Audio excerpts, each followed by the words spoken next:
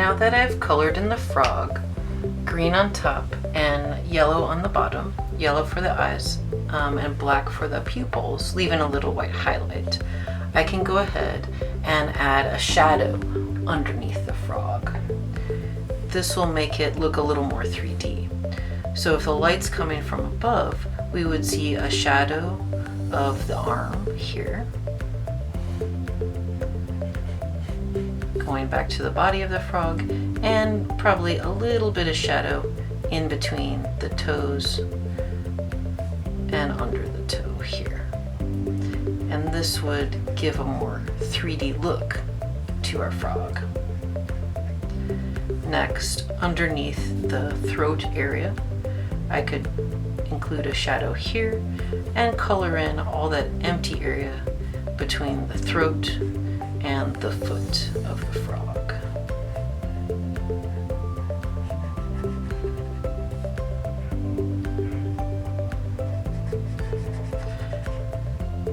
You can put a little shadow under each toe.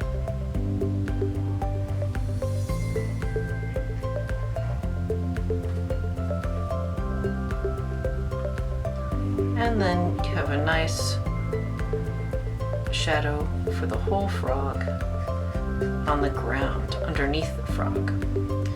This is called a cast shadow, a shadow that is cast by something onto the ground or onto the object underneath.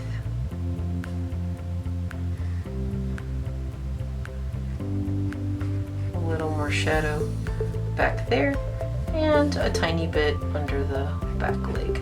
Not too much there.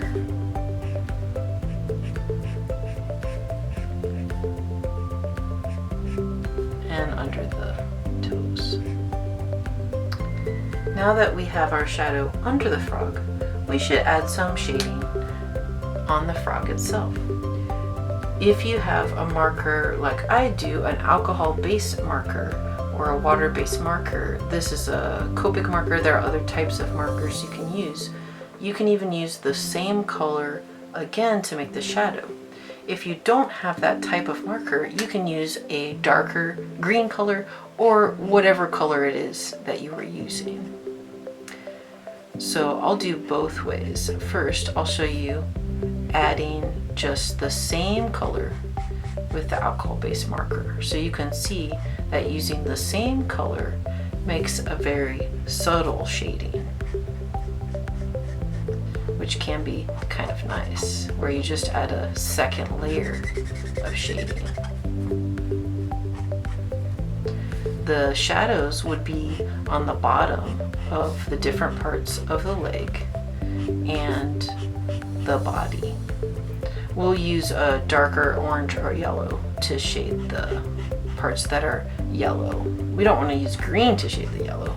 That would look kind of strange.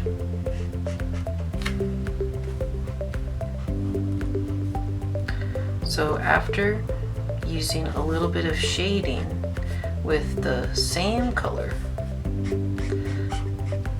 I could add a little bit more with a different color, a darker green. So that's how it looks with the same color marker using an alcohol-based marker, markers that layer on top of one another.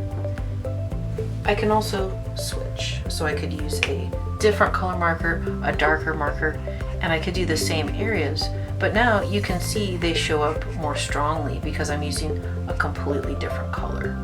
So that's up to you, and it's also up to the type of markers that you have that you're using, whether you use the same marker to make another layer or you use a different color marker in the same spots that we used the original marker to make it more distinct so that we can really see that light and shadow on our frog.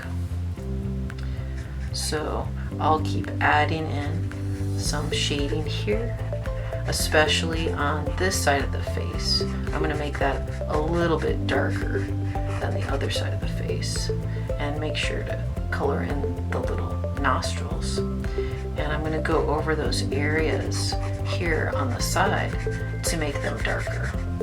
So you can see using a different color will darken that up really quickly.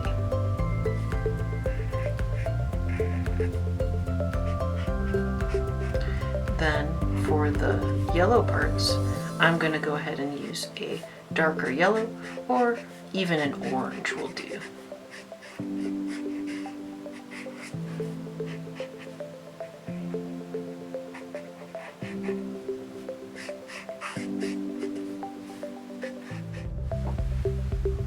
Using our darker orange or a dark yellow color, golden color, we can do a little bit of shading right on the bottom of our areas so that we have a sense of this frog being round.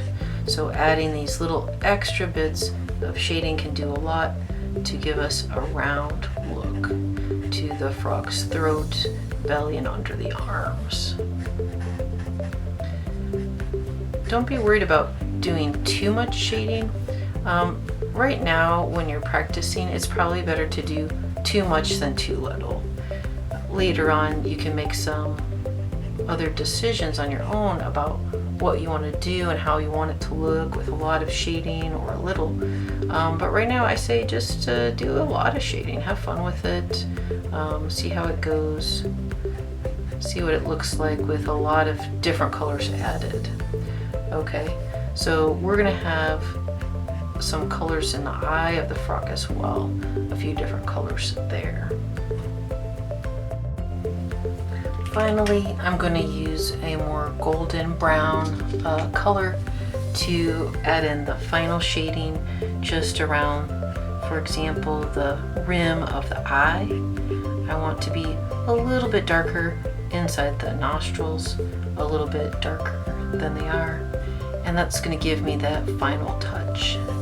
So everything looks really shaded, and I have a lot of good differences between my light and shadow. So next time that you're drawing and then coloring, try using more than one color. Just try using two colors, a light and a dark, or if you want to go further like I'm doing now, you can even add in a third color. And that'll just add interest to your drawing so it looks more rounded, it looks a little more 3D. I'm adding some of that brown to the shadows on the toes and the legs. So we can mix all these colors together and get a really nice look to separate out the different parts of the body of the frog,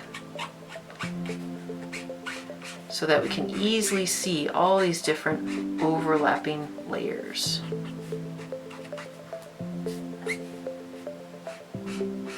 And since we didn't use a dark outline, it will also look a little more realistic.